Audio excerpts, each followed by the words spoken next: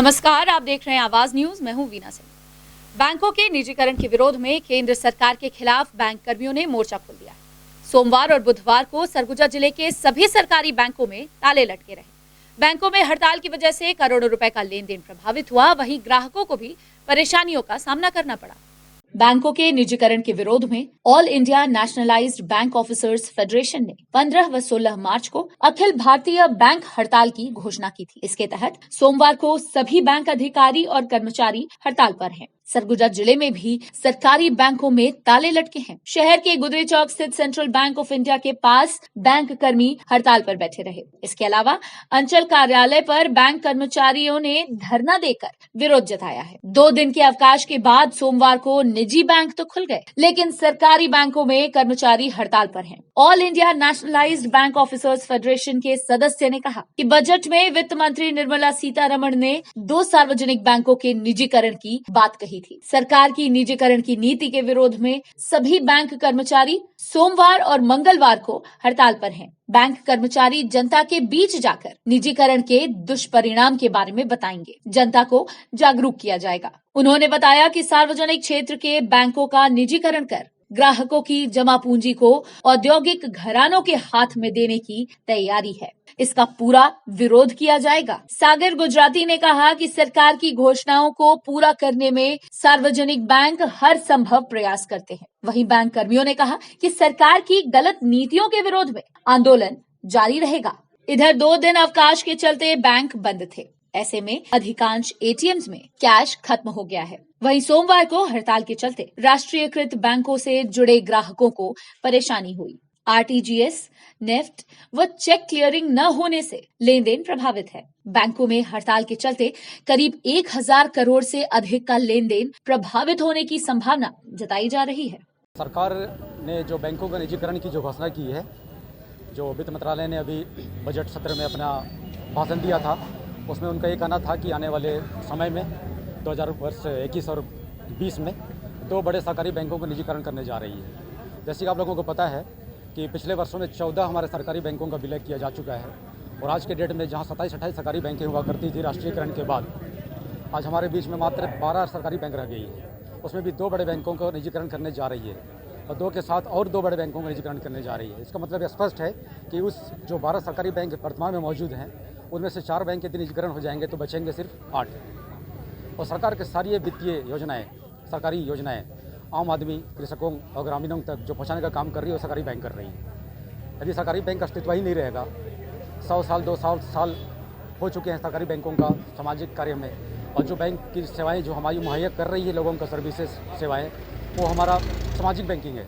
ना केवल हम व्यवसाय कर रहे हैं, ना केवल बिजनेस कर रहे हैं, ना केवल हम कमर्शियल बैंकिंग कर रहे हैं, बल्कि ग्राहक सेवा के साथ साथ हम सामाजिक बैंकिंग कर रहे हैं। बहुत सारे सरकारी योजनाओं का क्रियान्वयन, वितरण और लोगों तक पहुंचाना, आम जनता तक पहुंचाना, जनधन जैसी योजनाएं, प्रधानमंत्री फसल बीमा जैसी योजनाएं, प्रधानमंत्री जीवन बीमा जैसी योजनाएं, वृद्धा पेंशन जैसी योजनाएं, लोगों का सैलरी, इस बहुत तरह से कार्य जो हमारे सरकारी बैंकों के द्वारा किया जाता है, उस सरकारी बैंकों के जो कार्य हैं उस पर अंकुश लगेगा।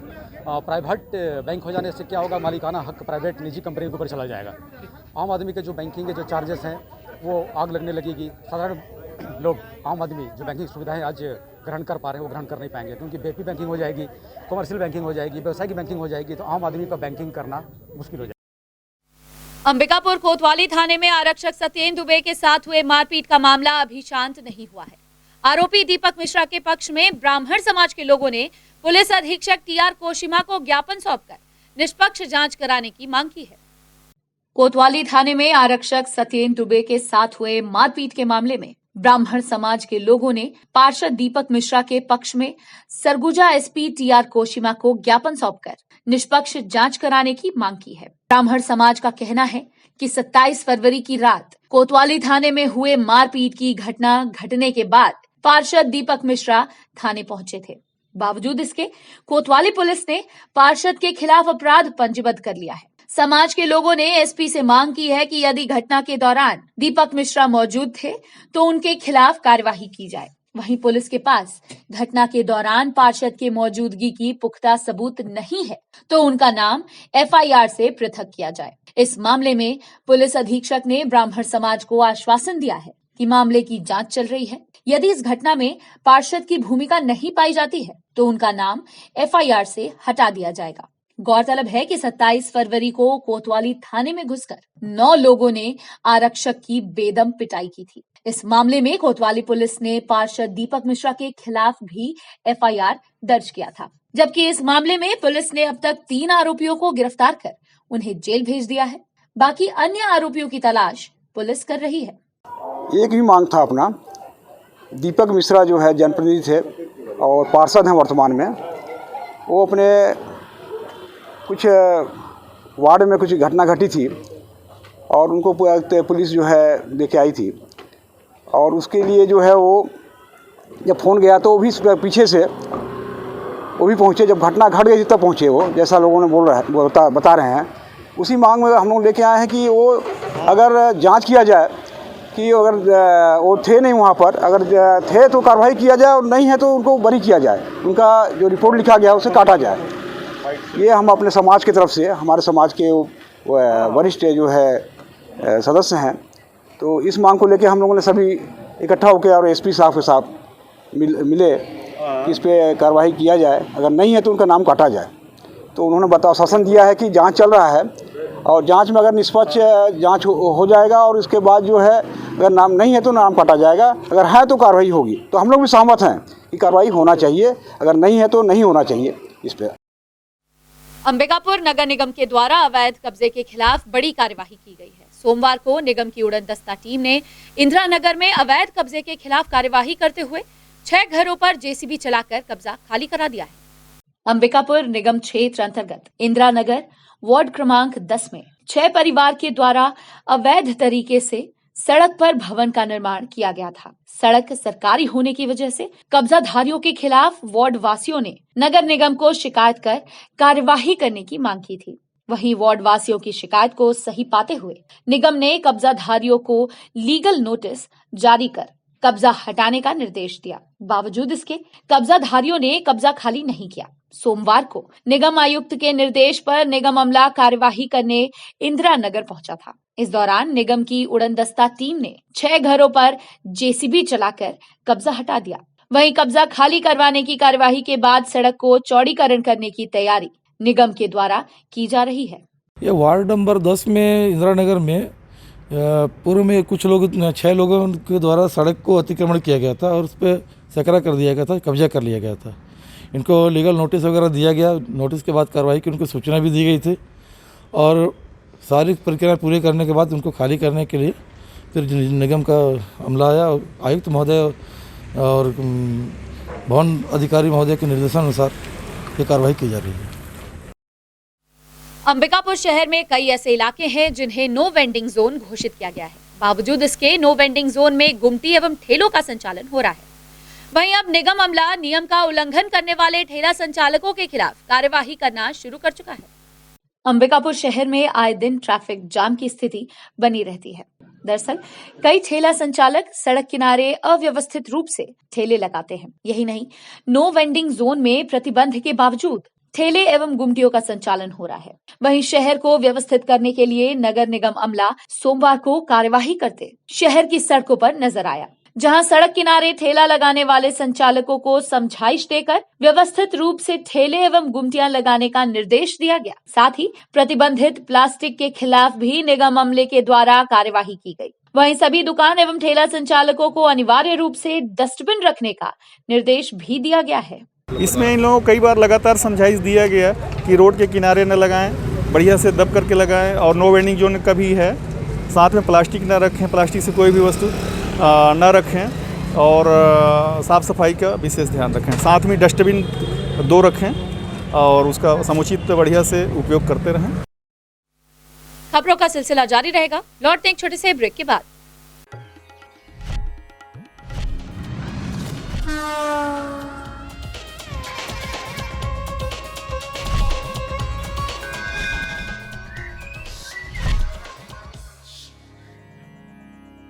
वीएम इंटरनेट सर्विस शहर का सबसे सस्ता high speed fibre internet service 100 MBPS मात्र 700 रुपए में विद टैग। तो चाहे वर्क फ्रॉम होम हो या ऑनलाइन क्लास, याद रखें VM इंटरनेट सर्विस। अधिक जानकारी के लिए संपर्क करें Vande Mahamaya cable network, VM internet service, Alaknanda complex, प्रथम तल, अग्रसेन चौक, अंबिकापुर, सरगुजा। Mobile number 9111785555 7440765555।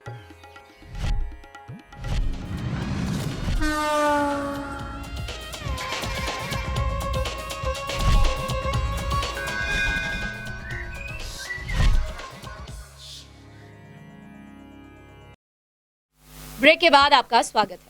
सरगुजा जिले के केदमा चौकी अंतर्गत एक हत्या का मामला सामने आया है, जहां गांव के ही 4 लोगों ने मिलकर मां और बेटे की हत्या कर दी है। पुलिस चारों आरोपियों के खिलाफ हत्या का अपराध दर्ज कर उनकी तलाश कर रही है। सरगुजा जिले के उदयपुर ब्लॉक स्थित केदमा पुलिस चौकी अंतर्गत ग्राम सितकालो में हुए दोहरे हत्याकांड के मामले में पुलिस ने 4 आरोपियों को गिरफ्तार कर लिया है। रविवार की दोपहर करीब 2:30 बजे खेत में मेड़ बांधने का काम कर रहे मां बेटे की गांव के 4 लोगों ने मिलकर धारदार हथियार से हत्या कर दी थी, जबकि हत्या की वारदात को अंजाम देने के बाद चारों आरोपी फरार हो गए थे। वहीं सोमवार को पुलिस की टीम ने मुखबिर की सूचना के आधार पर हत्या के मामले में फरार चारों आरोपियों को गिरफ्तार कर लिया है। गौरतलब है कि रविवार की दोपहर सितकालो के जोगपार जंगल में 47 वर्षीय भुवनेश्वर मां तुलीबाई के साथ वन भूमि के खेत में मेड़ बांधने का काम कर रहा था। इसी दौरान गांव के ही रतिराम मंझवार और प्रेम साय अपने अन्य 2 साथियों के साथ मौके पर पहुंचे और मां बेटे की हत्या कर दी। फिलहाल केदमा चौकी पुलिस चारों आरोपियों को न्यायिक रिमांड में पेश कर उन्हें जेल भेज चुकी है। सितकालो गांव में जमीन है, इनकी वन भूमि है। दोनों की जमीन एक ही जगह है। मृतक आपका धुनेश्वर टोपो और रतिराम दोनों की वन भूमि की जमीन है, एक ही जगह जमीन है। और इसका धुनेश्वर का कहना था, परिवार वालों का कहना है कि उसको पट्टा मिला है और इसका कब्जा था। धुनेश्वर अपनी माँ तुलीबाई अपने बेटा रूबन के साथ खेत पर मेड़ बना रहा था। उसी बीच में इसको जानकारी हुई रतिराम को कि ये मेड़ बना रहा था। ये जा करके मना किया अपनी पत्नी लड़के बहुरिया के साथ। उसी बीच में दोनों में विवाद हुआ तो रतिराम जो है इसका धुनेश्वर के हाथ का फावड़ा छीन करके सिर में मारा, गिर पड़ा। उसके बाद में हॉस्पिटल उसको ले आए। उसकी माँ को प्रेम साय गेड़ा से मारा है, वो भी गिर गई थी, उसके भी सिर में चोट है। तो यहाँ केदमा हॉस्पिटल में इलाज के दौरान में ये धुनेश्वर का डेथ हो गया है। माँ को डायल 108 से उदयपुर भिजवाया गया था, जहाँ उसकी मृत्यु हो गई है। घटनाक्रम जमीन से संबंधित कब्जा को लेकर के है और वन भूमि की जमीन है। अभी क्लियर नहीं है, संभवतः ये जानकारी मिली है कि धुनेश्वर जो है तहसील में सीमांकन के लिए लगाया था, लेकिन सीमांकन का आदेश नहीं हो पाया था। नशे के खिलाफ अंबिकापुर कोतवाली पुलिस की लगातार कार्यवाही जारी है। बीते 3 दिनों के भीतर कोतवाली पुलिस एवं स्पेशल टीम ने संयुक्त कार्यवाही करते हुए लाखों रुपए के ब्राउन शुगर के साथ एक महिला समेत 4 लोगों को गिरफ्तार किया था। इसी बीच सोमवार को कोतवाली पुलिस ने नशीली कफ सिरप के साथ 2 युवकों को गिरफ्तार कर एक और सफलता हासिल की है। पुलिस को मुखबिर से सूचना मिली कि 2 युवक राजपुर से नशीली कफ सिरप लेकर अंबिकापुर आए हैं। मुखबिर की सूचना के आधार पर कोतवाली पुलिस ने दोनों आरोपियों को महामाया मंदिर के पास घेराबंदी कर धर दबोचा। पुलिस ने आरोपियों के पास से 21 नग कफ सिरप बरामद कर NDPS एक्ट के तहत कार्यवाही की है। कल शाम को टाउन पेट्रोलिंग थाने से निकली थी। पेट्रोलिंग के दौरान पूर्व से 2-3 दिन पूर्व से ही सूचना मिल रहा था कि बरियों से कुछ लड़के आते हैं और महामाया मंदिर के आसपास जो नवागढ़ है, घुटरापारा है और बिजली ऑफिस के पास जो नहर का मोहल्ला है, वहाँ पे कफ सिरप जो है बिक्री किया जाता है। इसी सूचना पर कल टीम लेके गए और रात को 8 बजे करीब 2 आरोपी बाइक से बिक्री करने के लिए वहाँ महामाया मंदिर के पास जो नहर का रास्ता जाता है वहाँ पे खड़े मिले और पुलिस को देखकर भागने लगे। जो स्टाफ के द्वारा दौड़ाकर उनको पकड़ा गया और पूछताछ करने पर एक सोनू पोरते बताया और दूसरा सिरोज अंसारी, ये दोनों लड़के बरियों के रहने वाले हैं। इनका बाइक था CG 30B 0290 बजाज डिस्कवर है और उसका उपयोग कर रहे थे। गांधीनगर पुलिस को एक बड़ी सफलता हाथ लगी है। पुलिस की टीम ने एक स्कूटी सहित चोरी की 8 बाइक बरामद कर 2 आरोपियों को गिरफ्तार किया है, जबकि पुलिस ने आरोपियों के खिलाफ अपराध पंजीबद्ध कर उन्हें जेल दाखिल कर दिया है। अंबिकापुर शहर में बाइक चोर गिरोह सक्रिय है। शहर में लगातार बाइक चोरी के मामले सामने आ रहे हैं। इसी बीच गांधीनगर पुलिस को बड़ी सफलता हाथ लगी। पुलिस की टीम ने चोरी की एक स्कूटी सहित 8 मोटरसाइकिल्स बरामद की हैं, जबकि पुलिस के हत्थे बाइक चोरी के मामले में संलिप्त 2 आरोपी भी चढ़े हैं। दरअसल पुलिस को मुखबिर से सूचना मिली कि कुछ संदिग्ध युवक प्रेमा कॉलोनी स्थित किराए के मकान में रह रहे हैं। साथ ही घर में उन्होंने कई मोटरसाइकिल्स रखी हैं। मुखबिर से सूचना मिलते ही गांधीनगर पुलिस ने किराए के मकान में दबिश दी और घेराबंदी कर दोनों युवकों को धर दबोचा। वहीं जब पुलिस ने आरोपियों से पूछताछ की तो उन्होंने चोरी का गुनाह कबूल किया। इसके बाद पुलिस ने चोरी की 8 बाइक को जब्त कर लिया और थाने लेकर आ गई। फिलहाल गांधीनगर पुलिस दोनों आरोपियों के खिलाफ चोरी का अपराध पंजीबद्ध कर उन्हें न्यायिक रिमांड में पेश करने के बाद जेल दाखिल कर चुकी है।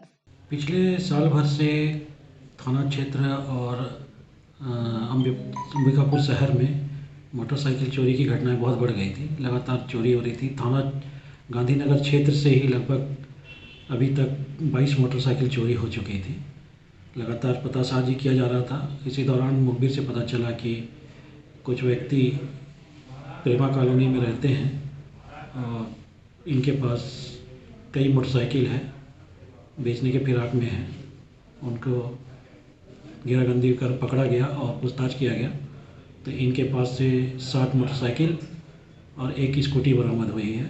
ये अधिकतर घरों के बाहर जो गाड़ियाँ खड़ी होती थी रात में या बाज़ार के दिन, बुधवारी बाज़ार, संडे बाज़ार जो अजीरमा में लगता है, उस बाजार में गाड़ियों को चोरी करते हैं। अंबिकापुर शहर के कला केंद्र मैदान में होली पर्व के खास अवसर पर स्वदेशी मेले का आयोजन हो रहा है।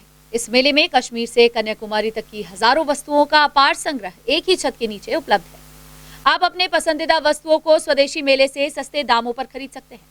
इस मेले में मेरठ के खादी कुर्ते, कांचीपुरम की सिल्क साड़ी, बनारसी साड़ी, लखनवी चिकन सूट, कश्मीर की प्रिंटेड साड़ियाँ, जयपुर के मुखवास एवं चूड़ियां और भी बहुत सी सामग्रियां उपलब्ध हैं।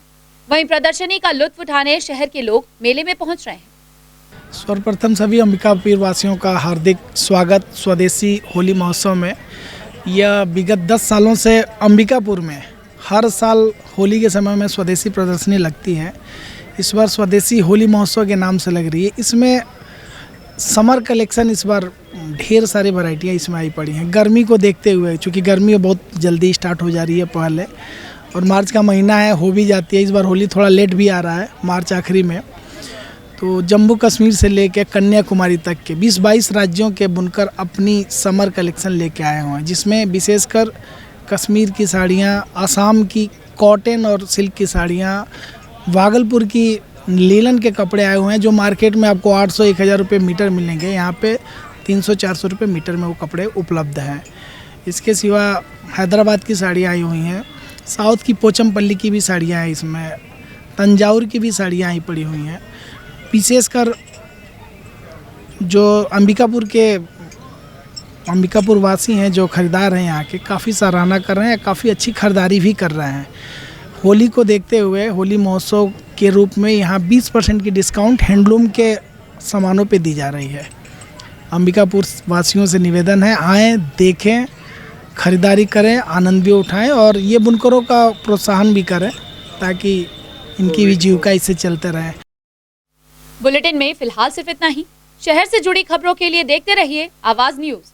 इस न्यूज के स्पॉन्सर हैं वीएम इंटरनेट, अलकनंदा कॉम्प्लेक्स, प्रथम तल, Agrasen Chowk, Ambikapur, Surguja, Chhattisgarh. VM internet service शहर का सबसे सस्ता high speed fibre internet service. 100 MBPS मात्र 700 रुपए में विद टैग। तो चाहे वर्क फ्रॉम होम हो या ऑनलाइन क्लास, याद रखें वीएम इंटरनेट सर्विस। अधिक जानकारी के लिए संपर्क करें Vande Mahamaya cable network. VM internet service, Alaknanda complex, प्रथम तल, अग्रसेन चौक, अंबिकापुर, सरगुजा। Mobile number 9111785555 7440765555।